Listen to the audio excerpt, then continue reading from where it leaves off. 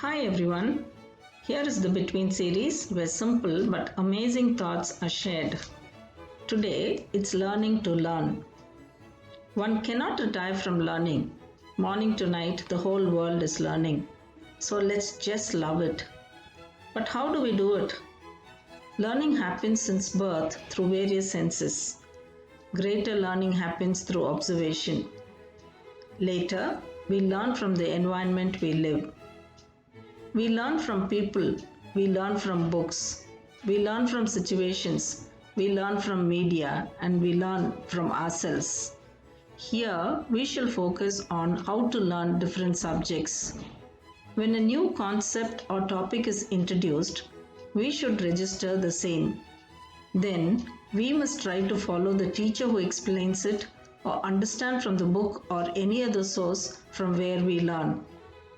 Understanding means to be clear about what is conveyed so that we can explain or describe the same in mind or to someone else in the same way. Understanding is crucial to learning. We fail to understand when we misunderstand. Perception matters in understanding. We must align our thinking correctly to ensure right understanding. What is said, how it's said, why it's said, when it's said, to whom it's said, how it's said, should be comprehended in the same way as aimed. On understanding a concept or topic, we must try to apply them, for which we need to remember all that we have learnt earlier. It may not be a crime to forget, but not remembering things that are already learnt decelerates learning. And it's not acceptable, especially when learning is the only job for children. On understanding, we can make a textual or visual summary of what we have learnt for knowledge permanence.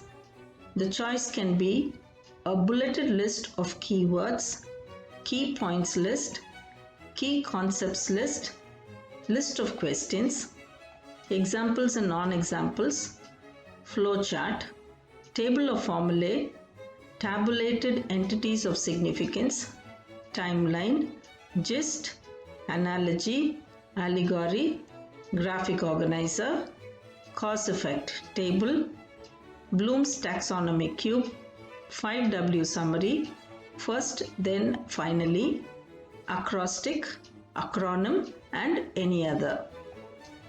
Once we understand, we can use a mix of these ideas we have learnt to apply in a new situation. We can attempt solving contextual, conceptual, and numerical problems to achieve the same. It's fundamental than crucial to analyze what we learn, check if it has overarching effect, look for characteristic and anomalous behaviors, find reasons for such a behavior, look for patterns of behavior, see if there is any trend or compare with similar situations. Equally important is evaluating what we learn. This means to verify the knowledge under different conditions, judge its relevance and correctness, assess the theoretical background, validate the degree of suitability and extensibility, study if there are myths, and also add criticisms. Finally, we can try to create new knowledge, invent something original, formulate a theory, generate new ideas, restructure or reorganize ideas, develop a new dimension, and apply all these to the same knowledge we started to learn. In a nutshell, we have applied the 6 levels of Bloom's taxonomy of cognitive development to learn. You cannot be satiated with learning. So let's go on and on and on to learn more and more and more. If you are helped by this video, do share with others.